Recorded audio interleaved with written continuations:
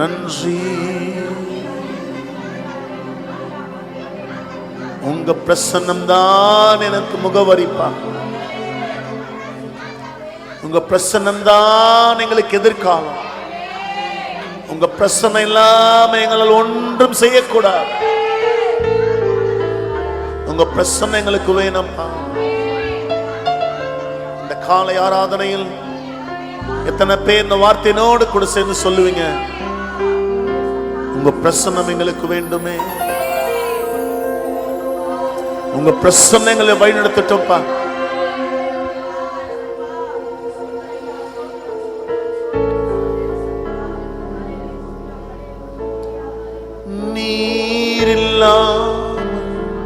நான் இல்லையே, நீர் சொல்லாமல் உயர்வு இல்லையே. நீர் இல்லாமல் நான் இல்லையே, நீர் சொல்லாமல் உயர்வு இல்லையே.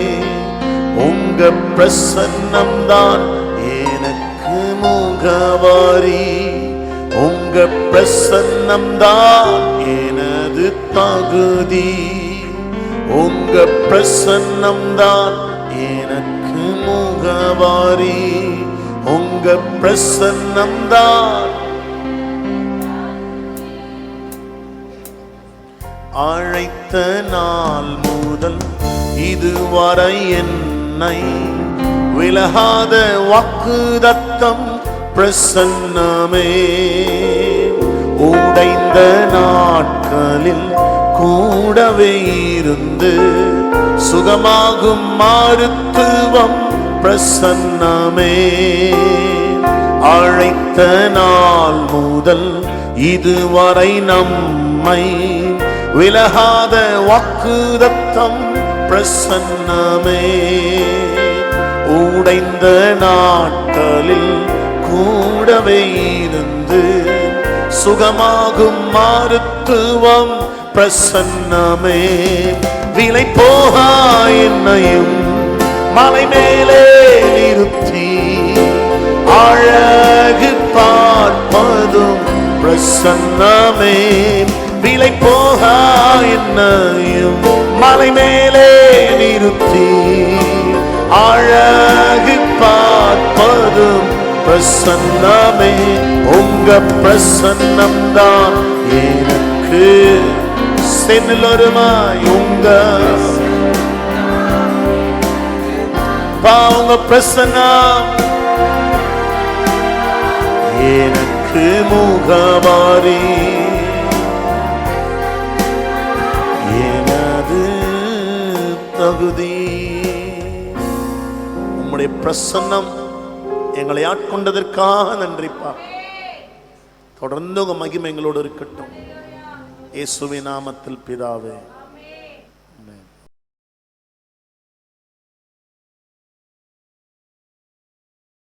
என்னாகமத்தின் புஸ்தகம் 10ஆம் அதிகாரம். கர்த்தருடைய வார்த்தை இந்த நாளில் தேவன் நம்மோடு கூட பேச தெரிந்து கொண்ட வார்த்தை. என்னாகமம் 10ஆம் அதிகாரம் 35, 36 2 வசனங்களை நம்ம பார்க்கலாம். இதன் அடிப்படையில் சொல்லக்கூடிய சத்தியங்களை நம்ம பார்ப்போம். பெட்டியானது புறப்படும் போது, ஆமேன், கர்த்தருடைய உடன்படிக்கை பெட்டி புறப்படும் போது மோசே இப்படி சொல்லுவார், கர்த்தாவே எழுந்தருளும் அப்படின்னு அவர். ஆமேன், கர்த்தாவே எழுந்தருளும். ஏன் எழுந்தருளும்னா, உம்முடைய சத்துருக்கள் சிதறடிக்கப்படுவார்களாக. ஆண்டவர் எழுந்தருளும் போது நமக்கு விரோதமாக இருக்கிற சத்துருக்களை என்ன செய்வார்? ஆண்டவர் கூட்டம் கூடுற சத்துருக்களை சிதறடிப்பார். 2, உம்மை பகைக்கிறவர்கள், நல்லா கேளுங்க, உம்மை பகைக்கிறவர்கள் உமக்கு முன்பாக ஓடி போவார்களாக. அப்படின்னா அவரை தெய்வம் அல்ல, அவர் ஆராதிக்காம புறக்கணிக்கிறவங்களை கர்த்தர் துரத்துவாராம். 2 விஷயம் நடக்குதுங்க. உடன்படிக்கை பெட்டி புறப்படும் போது நம்பர் 1, நமக்கு விரோதமாக இருக்கிற சத்ரு பிரச்சனைகளை கர்த்தர் சிதறடிப்பாரு. 2வது, அவரை விரோதிக்கிறவர்களை கர்த்தர் அப்புறப்படுத்துவார் அவர். இந்த 2 விஷயமும் நடக்கும்னு பைபிள் சொல்லுது. அது நடக்க மோசே சொல்றாரு, கர்த்தாவே எழுந்தருளும் அப்படின்ற வார்த்தையை சொல்றாரு. ஆமென். எல்லாம் சேர்ந்து சொல்லு, கர்த்தாவே எழுந்தருளும். இன்னைக்கு ஃபுல்லா நம்ம சொல்ல வேண்டிய இந்த நாள் முழுவதும் கேளுங்களேன், இந்த நாள் முழுவதும் நம்ம சொல்ல வேண்டிய வார்த்தை கர்த்தாவே எழுந்தருளும். ஒன்று, நம்ம பலவீனம் சதரும், நம்முடைய பிரச்சனைகள் சதரும், நம்முடைய போராட்டங்கள் சதரும், நமக்கு இருக்கிற உபத்திரவங்கள் சதரும், நம்ம விரோதிக்கிற விரோதிகளை கூட கர்த்தர் சதறடிப்பாரு. ரெண்டாவது, அவரை தெய்வம் அல்ல அப்படின்னு சொல்லி ஒதுக்குறாங்க பாருங்க, அவர் ஆராதிக்கல பாருங்க, அவர்களையும் கர்த்தர் தள்ளி விட்டுருவாரு. ரெண்டாவது, அது ரெஸ்ட் பண்ணும் போது கர்த்தருடைய உடன்படிக்கை பெட்டி கூடாரத்துக்குள்ள வரும்போது கர்த்தாவே அநேக ஆயிரவர்களாகிய இஸ்ரவேலரிடத்தில் திரும்புவீராக என்று மோசே சொல்லுவார். ஆமென். மோசே சொல்லுவாரா, அந்த உடன்படிக்கை பெட்டி இந்த கூடாரத்துக்குள்ள வரும்போது நீங்க எங்க பக்கம் திரும்புங்க அப்படின்னு சொல்லுவாராம். அப்போ உடன்படிக்கை பெட்டி புறப்படும் போது ஒன்று நடக்குது, உடன்படிக்கை பெட்டி உள்ள வரும்போது ஒன்று நடக்குது. ஆமென். இப்ப அந்த உடன்படிக்கையில் பெட்டிக்குள்ள இருந்த வார்த்தை மாமிசமாகி இந்த பூமிக்கு வந்தார். அவரை கர்த்தராகிய இயேசு கிறிஸ்து, ஆமென், அவரை சொந்த இரட்சகராக ஏற்றுக்கொண்டதினால் அந்த உடன்படிக்கை பெட்டியில் இந்த வார்த்தை இப்பொழுது உங்களுக்குள்ள இருக்கிறது. நீங்க எழுந்திருக்கும் போது நீங்க சொல்லணும், கர்த்தாவே இந்த நாளில் எங்களுக்காக எழுந்தருளும் என்று. ஆமென். கர்த்தாவே எழுந்தருளும் அப்படின்னு நீங்க சொன்னீங்கன்னா உங்களுக்கு விரோதமாக இருக்கிற எல்லாவற்றையும் கர்த்தர் சிதறடிப்பாருங்க. ஒவ்வொரு நாளும் நம்ம சொல்ல வேண்டிய வார்த்தை என்ன தெரியுமா? கர்த்தாவே எழுந்தருளும். ஏன்னா ஒவ்வொரு நாளும் சத்துரு ஒவ்வொரு விதமான பிரச்சனைகளை நமக்கு கொண்டு வர அவன் பல யுக்திகளை அவன் பயன்படுத்துவான். ஆனா ஒவ்வொரு நாளும் நாம சொல்ல வேண்டியது முதல்ல, கர்த்தாவே இந்த நாளில் என் சார்பில் எனக்காக எழுந்தருளும். ஏன் சார்பில் எழுந்தருளுங்க நீங்க சொன்னீங்கன்னா கர்த்தர் எழுந்தருள் என்ன செய்வார்? சத்துருக்களை சிதறடிப்பார். அவர் ஒரு யுத்தத்துக்கு போகும்போது கூட இந்த இஸ்ரவேலர்கள் தானா போக மாட்டாங்க, அந்த ஆசாரியர்கள் அந்த உடன்படிக்கை பெட்டியை சுமந்து போவாங்க. அந்த உடன்படிக்கை பெட்டியை சுமந்து போய் நின்று அவங்க அங்க சொல்ற ஒரே வார்த்தை கர்த்தாவே எழுந்தருளும் அப்படின்னு சொல்லுவாங்க. அப்படி எழுந்தருளும் சொல்லும் போதுதான் ஏன் தெரியுமா சத்துரு தங்களுக்குள்ளே வெட்டுண்டு மடிய காரணம், அந்த யுத்தம் கர்த்தருடையதாய் மாறுகிறது. ஆமென். இன்னைக்கு நம்ம சொல்ல வேண்டிய வார்த்தை கர்த்தாவே எழுந்தருளும். என்னோட சேர்ந்து சொல்லுவீங்களா சபையார் எல்லாருமே? கர்த்தாவே, நல்ல சத்தமா கர்த்தாவே எழுந்தருளும். ஆமா சொல்லுங்க நல்ல, கர்த்தாவே எழுந்தருளும், கர்த்தாவே எழுந்தருளும். ஆசாராஜா அப்படி சொல்றாரு, இந்த ஏராளமான இந்த கூட்டத்திற்கு முன்பாக நிற்க எங்களுக்கு பலன் இல்லை, நான் உங்களை சார்ந்து நிற்கிறேன். பலமுள்ளவனுக்காகிலும் பலனற்றவனுக்காகிலும் உதவி செய்கிறது உமக்கு லேசான காரியம். என் சார்பில் நீங்க எழுந்து எனக்காக யுத்தம் பண்ணுங்க அப்படின்றார் அவர். ஒன்னு சொல்றீங்க, நம்ம யுத்தம் பண்ண கூடாதுங்க, கர்த்தரே யுத்தம் பண்ணுவார். அவர் யுத்தம் நம்முடைய இதல்ல, யுத்தம் ஆமாங்க கர்த்தர் தான் யுத்தம் பண்ணணும். ஆமா, மாம்சத்தோடு ரத்தத்தோடு நமக்கு என்ன கிடையாது? யுத்தம் கிடையாது. அதற்கு மாறாக ஆண்டவர் சமூகத்தில் நம்ம வளரணும். அல்லேலூயா சொல்லுங்க. நாம வளர்ந்த தேவ பிள்ளைங்களா நிக்கணும். உனக்கு விரோதமா எழுந்து சிலர் பேசும்போது கூட நீ குவைட்டா போயிடு. ஏன் தெரியுமா? உங்க அமைதி அவங்களை எதிர்க்க முடியாது என்பது அல்லங்க, அவங்களை எதிர்த்து சண்டை போட முடியாது என்பதல்ல. அதற்கு மாறா நான் ஒண்ணு சொல்றேன், நான் சண்டை போட்டார் 1 மணி நேரம் கத்துவேன், ஆனா அவர் சண்டை போட்டார்னா அடுத்த 1 மணி நேரத்தில் முடிச்சுட்டு போயிடுவார். அவர் ஈஸ் இங்கிலீஷ் பைபிள் இருக்கா நம்மகிட்ட? ஈஸ் இங்கிலீஷ் பைபிள் இருக்கு. அந்த பைபிள் கேட்வேல போனீங்கன்னா அதில் இருக்கும் பாரு, அதில் எசாயா கொடு 41 கொடு. அடுத்த வாசனை என்ன ஒருத்தர் வாசிங்க, பைபிள் கையில் என்ன வாசிங்க, சங்கீதம் 68 1 2 இப்படி கொடுங்க. வாசி சங்கீதம் 68, பைபிள் கையில் என்ன வாசிங்க, சங்கீதம் 68 1 2. ஓகே, தேவன் எழுந்தருளுவார். ஆமே, கர்த்தாவே எழுந்தருள்னு சொல்லுவாங்களா? சொன்ன உடனே ஆண்டவர் என்ன செய்வாரா? அவர் எழுந்தருளுவார். அவருடைய சத்துருக்கள் ஆமென் சிதறுண்டு, அவரை பகைக்கிறவர்கள் அவருக்கு முன்பாக. பார்த்தீங்களா? உங்க பிரச்சனை ஓடணுமா? உங்க குடும்ப போராட்டம் ஒழியணுமா? உன் பலவீனம் ஓடணுமா? உனக்கு விரோதமா சில மனிதர்கள் கூட நின்று யுத்தம் பண்ணுவாங்க. அவங்க சதறனா ஒன்னே ஒண்ணுதான் கர்த்தர் சொல்றாரு, என்னை எழுந்தருள்னு சொல்லு, நான் எழுந்து உனக்காக செய்வேன். நாமே ஆனா நம்ம எழுந்து என்னங்க பண்றோம்? நம்ம எழுந்து யுத்தம் பண்ண நினைக்கிறோம். இல்ல, இன்னைக்கு நான் சொல்றேன், கர்த்தருக்கு முன் நிக்கிற தேவ மனுஷன் சொல், நம்ம எழுந்துக்கவே கூடாதுங்க, ஆண்டவர் எழுந்தருளுவார். அவர் பிரைஸ் தி லார்ட். அப்ப பல புகை பறக்கடிக்கப்படுவது போல அவர்களை பறக்கடிப்பீர், மெழுகு அக்னிக்கு முன் உருகுவது போல துன்மார்க்க தேவனுக்கு முன் அழிவார்கள். ஈஸ் இங்கிலீஷ் பைபிள்ல ஏசாயா 41 10 11 அப்படி கொடுத்துட்டே வா முடிஞ்சா. சங்கீதம் 3 சங்கீதம் 6 வசனம் 8 வசனம் இப்படி சொல்லுது. சங்கீதம் 3 6 8, எனக்கு விரோதமாக கேளுங்களேன், எனக்கு விரோதமாக சுற்றிலும் தாவீது சொல்றாரு, படையெடுத்து வருகிற 10,000 பேருக்கும் நீங்க பயப்படுறீங்களா? உங்களுக்கு விரோதமா நிறைய பிரச்சனை இருக்கா? உங்களுக்கு விரோதமா நிறைய பேர் எழும்புறாங்களா? சில மனிதர்கள் எழும்பி சில காரியங்களை செய்யறாங்களா? உங்களை பயமுறுத்துற மாதிரி பண்றாங்களா? ஆனா தாவீது சொல்றாரு பாருங்க, பைபிள் சொல்லுது 6:7 வசனம் 7 கர்த்தாவே, பாத்தீங்களா? தாவீது சொல்ற, கர்த்தாவே எழுந்தருளும், என் தேவனே நீர் என் பகைஞர் எல்லாரையும் தாடையில் அடிச்சு துன்மார்க்க பல்ல கழட்டுன்றார். ஹலோ ஹலோ ஹலோ, துன்மார்க்கனுடைய அவன் உண்மை அறியாதவன், புறஜாதி. ஆமேன். ஆனா உண்மை இழந்து பேசுறான். அவன் தெய்வங்கப்பா அவனை காப்பாற்ற போறாரு. அதெல்லாம் அவன் தெய்வம்லாம் அவனை ஒண்ணு காப்பாத்தாது. அவன் நம்ம என்ன வேணா பண்ணலான்னு உண்மை ஆராதிக்காதவன் எழுந்து பேசுறான். இப்ப நான் சொல்ற கர்த்தாவை எழுந்தருளும், என் தேவனை ரட்சியும். ஏன்னா பைபிள் சொல்ற ரட்சிப்பு கர்த்தருடையது. பலத்த ஒரு அல்லேலூயா சொல்லுங்க எல்லாருமே. ஹல்லேலூயா. ரட்சிப்பு கர்த்தருடையது. தேவரீருடைய ஆசீர்வாதம் உம்முடைய ஜனத்தின் மேல் இருப்பதாக. கர்த்தாவே எழுந்தருளும், கர்த்தாவே அரைஸ், எழுந்திருங்க. நீங்க மௌனமா இருந்தது போதும், நீங்க பதில் கொடுக்காம இருந்த காலங்கள் போதும். நான் தான் ஜெபம் பண்ணேன், ஆண்டவர் நீ எழுந்திருக்கணும், நீ எனக்காக எழுந்து யுத்தம் பண்ணணும், நீ எழுந்து சிலதெல்லாம் செய்யணும், சில விஷயங்களை முடிக்கணும், சில யுத்தங்களை நீ முடிக்கணும்பா நீங்க அப்படின்னு ஜெபம் பண்ண கர்த்தர் செய்வார். ஆமென். ஹல்லேலூயா. சங்கீதத்தின் புஸ்தகம் 76:8 இப்படி சொல்லுகிற 76:8-9 நியாயம் விசாரிக்கவும், கேளுங்களேன் கேளுங்களேன், நியாயம் பாத்தீங்களாங்க. உன்னை அடிச்சா கேட்க ஆள் இல்லைன்னு அவங்களுக்கு நல்லாவே தெரியும். கேட்க ஆள் இல்லாமல் இல்லை, நம்ம யாரையும் அலோ பண்ணல, அதான் உண்மை. கரெக்டா? நமக்குன்னு ஒரு கும்பல் இருக்குதா இல்லையாங்க? மாம்சத்துல ஆட சும்மா பம்புற மாதிரி எகுருவானுங்க ஒருத்தனும். ஆனா நம்ம அதெல்லாம் யூஸ் பண்ண கூட. என்ன பொறுத்த வரைக்குங்க, இந்த வார்த்தை நல்லா ஆழமா கேட்டுக்க சபை. உங்களுக்கு விரோதமா யார் என்ன எப்படி பிசாசு பல வகையில போராடினாலும் நீ நிக்க வேண்டிய இடம் தேவ சமூகமா இருக்கணும். நீ ஆண்டவர் சமூகத்துல நின்னே அப்படின்னா எனக்கு ஒண்ணு தெரியும், அவர் எழுந்தருளும் போது நாம நினைக்காத விதத்தில் இந்த பிரச்சனை கர்த்தர் முடிவு கொண்டு வருவார். அவர் ஞானமுள்ள தேவன். அவர் உங்களுக்கு விரோதமா யாரா எழுப்பி வந்து நீங்க எதனா பண்ண முயற்சி பண்ணீங்கன்னா அது பல வகையில பிரச்சனையா முடிஞ்சிடும். ஆனா ஒண்ணு, ஜபமே ஜெயன்னு அவர் சமூகத்துல போய் நின்னுட்டீங்கன்னா அவர் தம்முடைய ஞானத்துல உனக்கு எந்த பாதிப்பும் வராம அழகான சத்துரு ஓரம் கட்டுவார் அவர். ஆமென்.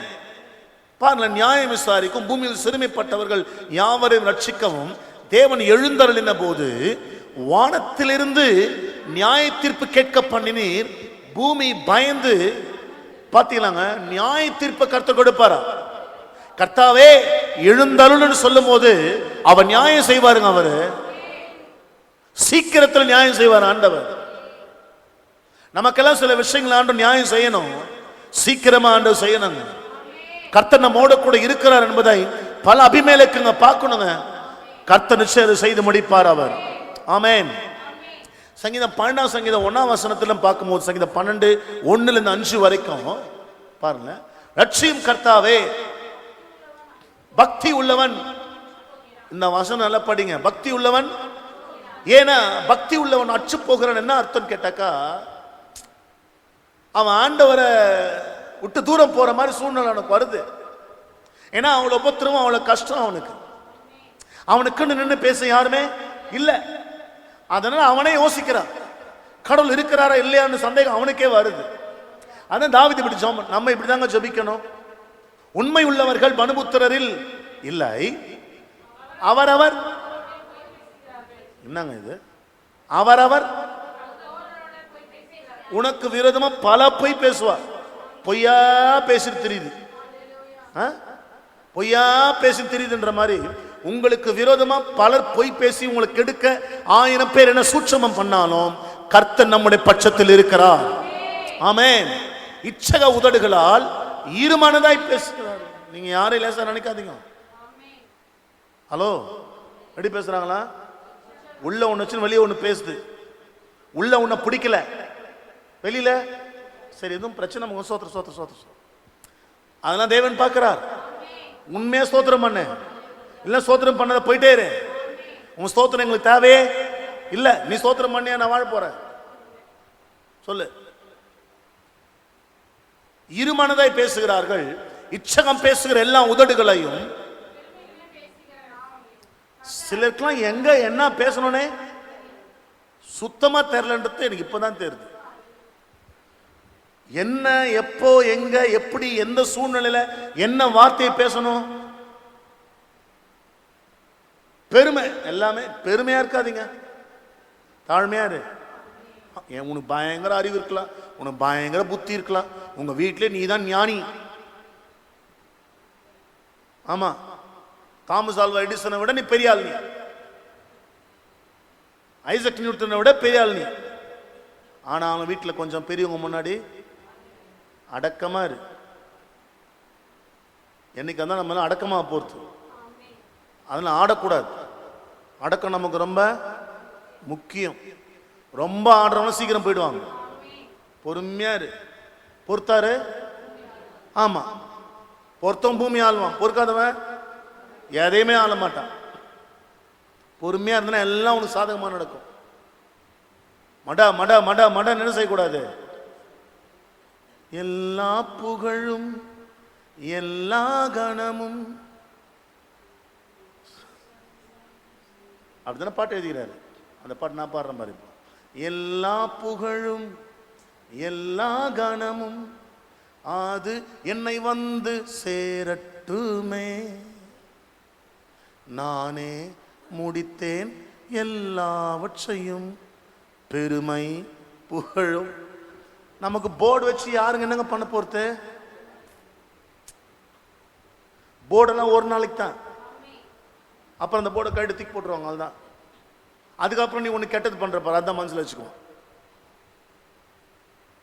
அதுக்கப்புறம் நீ மறுபடியும் அந்த போர்டு மாட்டுவாங்க, இவர் இது செய்தார், போர்டு மாட்டுருவாங்க. மறுபடியும் திரும்ப கெட்டது பண்ண அந்த போர்டு எடுத்து மாட்டுவாங்க. ஆக மொத்தத்தில் உன் தலையில போர்டு மாறினே இருக்கும். புரியுதா? என்னதான் நீ நல்லது பண்ணாலும் உன்னை யாரை மதிக்க போறது? பெருமை பேசவே கூடாது.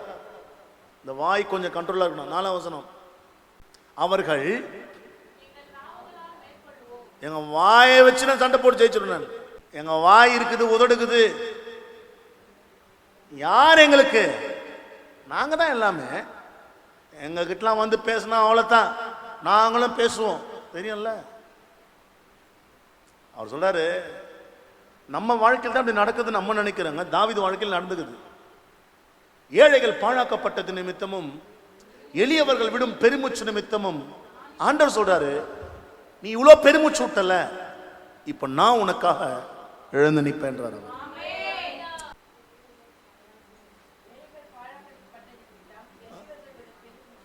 நான் இப்பொழுது எழுந்து அவன் மேல் சீறுகிறவர்களுக்கு அவனை காத்து, கேளுங்களா, அவன் சீறி எழும்புறானா, அவனை காத்து என்ன செய்வாரா? சுகமா இருக்க பண்ணுவேன். இங்க பைபிள் தப்பா இருக்கு, மறுபடியும் வசனம் படிக்குமா? ஏழைகள் பாழாக்கப்பட்டது நிமித்தமும் பெருமூச்சு நிமித்தமும் நான் இப்பொழுது எழுந்து, அதாங்க நம்ம கர்த்தாவே எழுந்தருளும் அப்படின்னு சொல்லணும். கர்த்தாவே அப்படின்னு சொன்னா அவர் என்ன செய்வாரா? எழுந்து கேள்ல அவன் மேல் சீறுகிற அவனை காத்து சுகமாயிருக்க பண்ணுவேன் என்று கர்த்தர் சொல்லுகிறார். உன் மேல சீறி உனக்கு பிரச்சனை கொடுக்கணும்னு நினைக்கிறான் பாருல, அவன் கையிலிருந்து கர்த்தர் உன்னை காப்பாத்தி உன்னை சுகமாய் தங்கி இருக்க பண்ணுவார். அவர் உன்னை பிரச்சனையில கத்த சிக்க விட மாட்டாருங்க. அழகா உன்னை கத்த தீங்கிலிருந்து பாதுகாப்பார் அவர். ஆமென், ஹல்லேலூயா, பிரைஸ் தி லார்ட். சங்கீதம் 102:13 இப்படி சொல்லுது. 102:13, when God arises he will show his mercy. தேவரீர் எழுந்தருளி, ஆண்டவர் எழுந்தருளும் போது அவர் சீயோனுக்கு தயவு பாராட்டுமார். அதற்கு தயவு செய்யும் காலமும் அதற்கு குறித்த நேரமும் வருமாம். ஆமென். ஆண்டவர் தயவு செய்வாருங்க. நீங்க சொல்லு, கர்த்தாவே எழுந்தருளும். உனக்கு தயவு, சீயோனுக்கு தயவு செய்வாரு. அந்த சீயோனை பத்தி பைபிள் சொல்லுது. 119ஆம் சங்கீதம் 126ஆம் வசனம் சொல்லுது இப்படி. 119, 126, நீதியை செய்ய கர்த்தருக்கு வேலை வந்தது, அவர் நீதி செய்தவர் தானே. அவர் எழுந்தருளும் போது என்ன செய்வாரா? நீதி செய்வாரு. 132 சங்கீதம் 13 18 வரைக்கும் இப்படி சொல்லுது. 132 13 கேளுங்களேன். கர்த்தர் சீயோனை தெரிந்து கொண்டு, ஆமென், கர்த்தாவே எழுந்தருளும் அப்படின்னு சொல்லும் போது அவர் எழுந்தருள் சீயோன் என்பது சபை. சபைக்கு அவர் தயவை காட்டுவாரு. அந்த தயவு செய்ய நேரமும் வருமா, சீயோனை தெரிந்து கொள்வாரா. அது மட்டுமல்லாமல் சீயோனை தமக்கு வாசஸ்தலமாகும்படி தாம் தங்கி இருக்கிற இடமாய் தேவன் தெரிந்து கொள்ளுவாராம். அவர் சீயோன் என்பது சபை. அந்த சபை தேவன் தாம் தங்கி இருக்கும்படி அவர் தெரிந்து கொள்ளுவார். இது என்றென்றைக்கும் நான் தங்கும் இடம், இதை நான் விரும்பினபடியால் இங்கே வாசம் பண்ணுவேன், அதன் ஆகாரத்தை நான் ஆசீர்வதித்து வருவேன். அதாங்க ஆண்டவர் எழுந்தாருங்க. நம்ம அவர் சும்மா விடவே கூடாது. யாக்கோபு முழுசு ஜெபம் பண்றார், ஆண்டவரே நீங்க வந்து என்னை ஆசீர்வதித்தால் ஒழிய நான் உம்மை விடவே மாட்டேன் ஆண்டவர் அப்படின்னார் அவர். அப்படி போல நாம ஆண்டவர் சமூகத்துல அன்னைக்கு தாங்க ஆண்டவர் சொன்னார், இனி நீ என்னவா இருக்க மாட்ட, யாக்கோபை இராமல் உன்னை நான் இஸ்ரவேலை வைப்பேன். தேவனா யாக்கோபை அவர் இஸ்ரவேலை மாற்றினார் அவர். நம்ம ஆழமா அந்த அளவுக்கு ஜெபிக்கணுங்க. நம்ம கர்த்தாவை எழுந்தருளும் நம்ம சொல்லணும். நம்ம எழுந்தருளும் சொல்லும் போது ஒவ்வொரு பிரச்சனைக்கும் நம்முடைய சார்பில் கர்த்தர் எழுந்தருளுவார் அவர். Don't keep quiet. நீங்க அமைதியா இருந்தீங்கன்னா காரியம் நடக்கவே நடக்காது. அது நீங்க எழுந்திருக்கணும். ஆமென், ஹல்லேலூயா. அப்ப சொல்றாரு, அவர் எழுந்தருளும் போது என்ன செய்வாராங்க, சீயோனுடைய சபையினுடைய ஆகாரத்தை ஆசீர்வதிப்பாரு. அந்த இருக்கக்கூடிய ஏழைகள் இல்லாதவங்கள அப்பத்தினால கர்த்தர் என்ன செய்வாராங்க, அவரு திருப்தியாக்குவார் அவரு. அதன் ஆசாரியர்களுக்கு ரட்சிப்பை உடுத்துவேன். அதில் உள்ள பரிசுத்தவான்கள் கம்பீரிப்பார்கள் மிகவும். அங்கே தாவீதுக்காக ஒரு கொம்பை முளைக்க பண்ணுவேன். நான் அபிஷேகம் பண்ணுவித்தவனுக்காக ஒரு விளக்கை ஆயத்தம் பண்ணினேன். ஆமென். கேள அவன் சத்துருக்களுக்கு வெட்கத்தை உடுத்துவேன், அவன் மீதிலோ அவன் கிரீடம் பூக்கும் என்றார். கர்த்தர் எழுந்தருளும் போது சத்துருக்கள் வெட்கத்தை உடுத்தி உன் தலைமான கிரீடத்தை வச்சு கர்த்தர் உன் தலையை உயர்த்துவாருங்க. அவரு உன்னை உயர்த்துவார் ஆண்டவர். அப்ப நாம சொல்ல வேண்டியதெல்லாம் ஒன்னே ஒண்ணுதான், கர்த்தாவே எழுந்தருளும் அப்படின்னு சொல்லும் போது அவர் நமக்காக எழுந்தருளுவார்.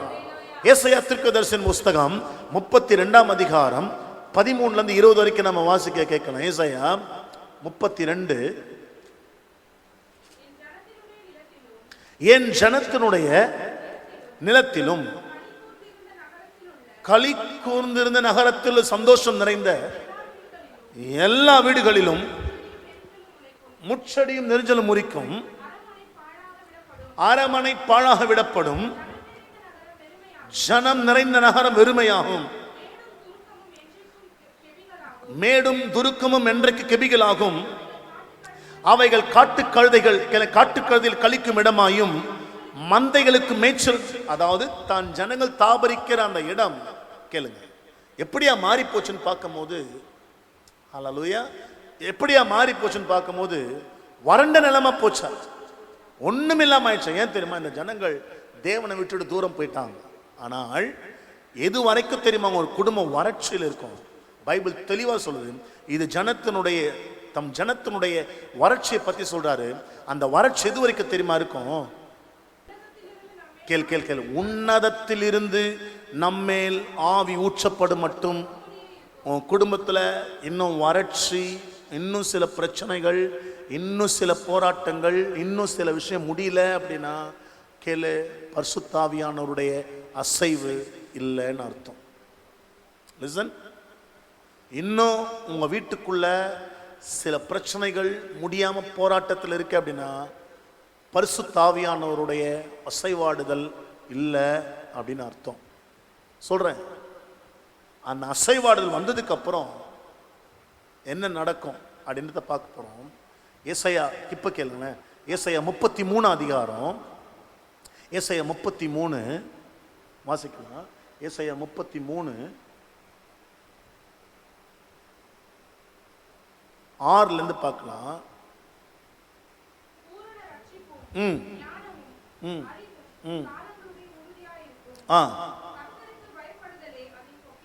கர்த்தருக்கு பயப்படுதலே அதன் பொக்கிஷம். இதோ அவருடைய பராக்கிரமசாலிகள் வெளியிலே அலறுகிறார்கள், சமாதானத்து ஸ்தானாபதிகள் கேளல மனம் கசந்து அழுகிறார்கள். பாதைகள் பாழாயின, வழி நடந்து போறவங்க, அந்த தெருவில் நடக்கிறவங்க ஆளே இல்லாம போயிட்டாங்க. உடன்படிக்கையை மீறுகிறான், நகரங்களை இகழ்ச்சி பண்ணுகிறான், மனுஷனை எண்ணாதே போகிறான். தேசம் துக்கித்து விடாய்த்திருக்கிறது, லெபனோன் வெட்கி வாடுகிறது, சரோன் வனாந்தரத்துக்கு ஒப்பாகிறது, பாசானும் கர்மேலும் பாழாக்கப்படுகிறது. இப்பொழுது எழுந்தருளுவேன். இப்ப நான் எழுந்தருளுவேன்றார். எப்ப தெரியுமா? இப்ப வாசிங்க ஏசாயா 32:15. உன்னதத்தில் இருந்து நம்மேல் ஆவி ஊற்றப்படும் மட்டும் அந்த வறட்சி இருக்கும் என்றார். அப்பொழுது ஆமென், அவர் எழுந்தருளும் போது வனாந்திரம் செழிப்பான வயல்வெளியாகும். செழிப்பான வயல்வெளி காடாக எண்ணப்படும். வனாந்திரத்திலே நியாயம் வாசமாயிருக்கும். செழிப்பான வயல்வெளியில நீதி தங்கி தரிக்கும். நீதியின் கிரியை சமாதானமும் நீதியின் பலன் என்றுமுள்ள அமரிக்கும் சுகமுமாம். என் ஜனம் சமாதான தாபரங்களிலும் நிலையான வாசஸ்தலங்களிலும் அமைதியாய் தங்கும் இடங்களிலும் குடியிருக்கும். ஒரு அல்லேலூயா சொல்லுங்க. சோ தேவன் எழுந்தருள வேண்டுமானால் உங்க மேல கர்த்தருடைய அபிஷேக தைலம் இருக்கணும். நீங்க பரிசுத்த ஆவியானவரால் நிரப்பப்பட்டு இருக்கணும். பரிசுத்த ஆவியால் நிரப்பப்பட்டு கர்த்தாவை எழுந்தருள்னு சொல்லும் போது அப்ப என்னென்ன திரும்ப நடக்குமா? வனாந்திரம் வயல்வெளியா மாறுமா. அந்த வயல்வெளி பெரிய காடாக மாறுமா. அது என்ன சொல்லுது பைபிள்னா, பரிசுத்த ஆவியின் உன் மீது வரும்போது அவர் எழுந்தருளுவார். ஏன்னா வார்த்தையானவர்ல வார்த்தை கிரியை செய்யணும்னா உங்களுக்குள்ள ஆவியானவர் இருக்கணும். அந்த ஆவியானவர் வந்தான வசன கிரியை செய்யும். சத்திய ஆவியானவர் வருவார். அவர் உங்களை சகல சத்தியத்திற்குள் நடத்துவார். அவர் சத்தியம் இல்லாம உங்களை ஒன்றும் செய்ய முடியாது. அந்த சத்தியம் தான் உங்களை ஆசீர்வாதத்தினுடைய பெருக்கத்திற்கு நடத்தும். கர்த்தாவே இப்ப சொல்றார் ஏசாயா 33:10.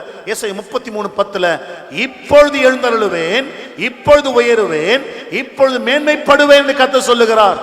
நீங்க சொல்லிட்டீங்கன்னா ஆவியில நிறைஞ்சு கர்த்தாவை எழுந்தருள்னு சொன்னா அதுக்கு அவர் சொல்லுவாரா, நான் எழுந்தருளுவேன். எழுந்தருளி உன் வயல்வெளி நான் காடா மாத்துவேன். அந்த காடை பெரிய செழிப்பான பட்டணமான மாத்துவேன். வறட்சியெல்லாம் மாறும், சத்துரு செதறுவான், உனக்கு விரோதமா எழும்புற ஆயுதங்கள் வாய்க்காம போயிடும். உன் சார்பில் நீ என்ன செய்யணுமோ அதெல்லாம் நான் உனக்காக செய்வேன் அப்படின்னார் ஆண்டவர். So God should arise. இன்னைக்கு நம்ம ஜெபிக்கணும். ஆவியில் நிறைஞ்சு நீங்க ஜெபம் பண்ணுங்க.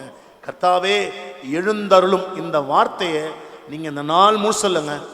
எப்பப்பெல்லாம் உனக்குள்ள ஆவியானவர் ஏவராரோ அப்பெல்லாம் சொல்லு. பிரச்சனையை பார்த்துலாம் பயப்படாதீங்க, மனுஷனை பார்த்துலாம் நீங்க பயப்படாதீங்க. இந்த ஜீவன் கர்த்தருடைய கையில் இருக்கு. நல்லா கேளுங்க, ஆத்துமாவை நரகத்துக்கு தள்ளுகிற அவருக்கு தான் நம்ம பயப்படணும்.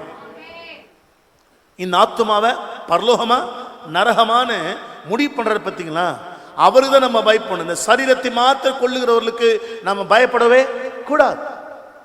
ஏன்னா இந்த ஆத்துமா தன்னை தந்த தேவனிடத்துல போய் சேரும். ஆக நம்ம தேவனுக்கு தாங்க பயந்து நடக்கணும்.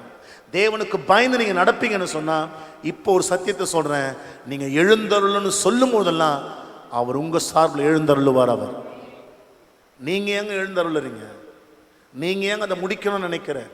நீங்க ஏங்க ஏதாவது பண்ணணும்னு நினைக்கிற? நீங்க ஏங்க ஒன்று அதை பண்ணி நான் முடிக்கணும்னு நினைக்கிறேன்? நெவருங்க. எனக்கு பல பேர் பல யோசனைகளை பல ஆலோசனைகள் எல்லா விஷயத்திலும் கொடுப்பாங்க. ஆனால் ஒன்று மட்டும் நான் செய்வேன், கேட்டுப்பேன் கம்மனு. பட் ஆனால் ஒன்னே ஒன்று தான், இதை நான் செஞ்சா கொஞ்சம் தப்பு நடந்துடும். ஆனால் அவர் செஞ்சார்னா அது பர்ஃபெக்டாக இருக்காது. நமக்காக தேவன் எழுந்தருளுவார். எசேக்கியேல் 36, 26, 27 வாசத்தை முடிச்சிடலாம். எசேக்கியேல் 36.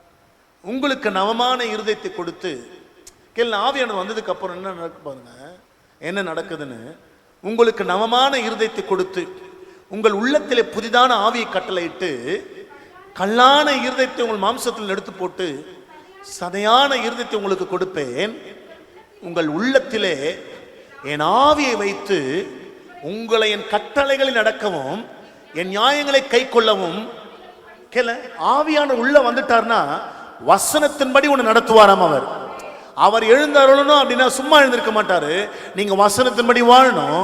வசனத்தின்படி வாழ இந்த மாமிசம் உதவாது, பரிசுத்த ஆவியானவர் உதவி செய்வார். அவர் அதான் உன்னதத்திலிருந்து ஆவி ஊற்றப்படும் மட்டும் வனாந்திரம் வனாந்திரமா தான் இருக்கும்.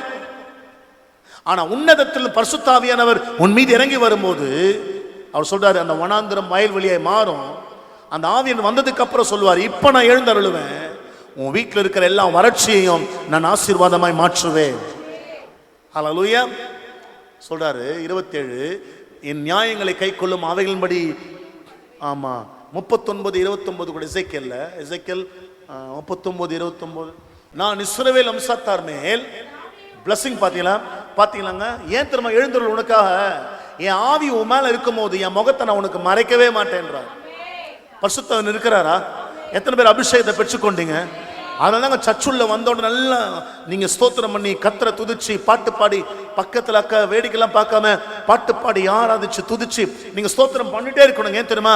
ஆவியானவர் உங்க மேல வரும்போதுதான் கர்த்தர் உங்க சார்பில் எழுந்தருளுவார். அவர் ஆவியானவர் இல்லைன்னா அவர் உனக்கு ஒன்றும் செய்ய முடியாது. நீங்க வரலாம் போலாம், ஆனா ஆவியானவர் இல்லைன்னா உங்களால் ஒன்றும் செய்ய கூடாது. அதான் சொல்றாரு, I will never again turn my face. என் முகத்தை நான் திருப்பவே மாட்டேன்ட்டார்.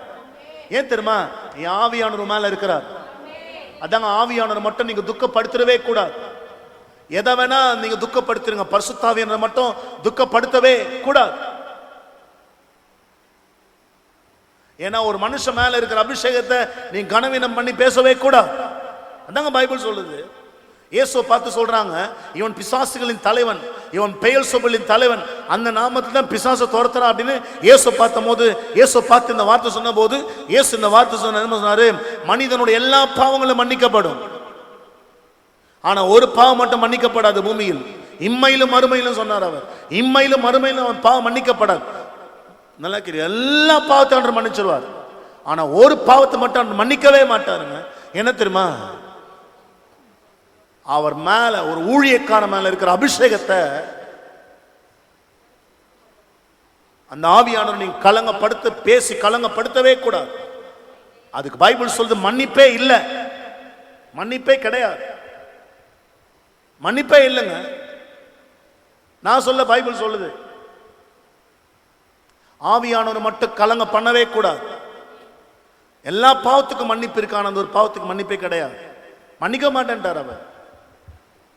ஆனா இன்னைக்கு பாத்தீங்கன்னா பிசாசு தந்திரமா விசுவாசிங்க எல்லாம், விசுவாசி அவிசுவாசி எல்லாருமே, அவிசுவாசி பேசுறான்னா அவனுக்கு தெரியாதுங்க, அவன் பேசுறான். ஆண்டவர் அறியாதவன் பேசுறான். அது ஒரு கணக்குல வைப்பார் ஆண்டவர், அதை ஒரு நாள் திருப்பி வருவார். பேசுறவனே கர்த்தர் ஊழியக்காரனை மாத்துவார். ஆனா ரட்சிக்கப்பட்டு அபிஷேகம் பெற்று திருச்சபைக்கு வந்து சத்தியத்தை கேட்ட நீ ஊழியக்காரனை தப்பா பேசவே கூடாது. அவன் மேல இருக்கிற அபிஷேகத்தை கனவீனம் பண்ணினா ஆண்டவர் சொல்ற, உனக்கு என் கையில மன்னிப்பே கிடையாது பண்ணிட்டார் அவர்.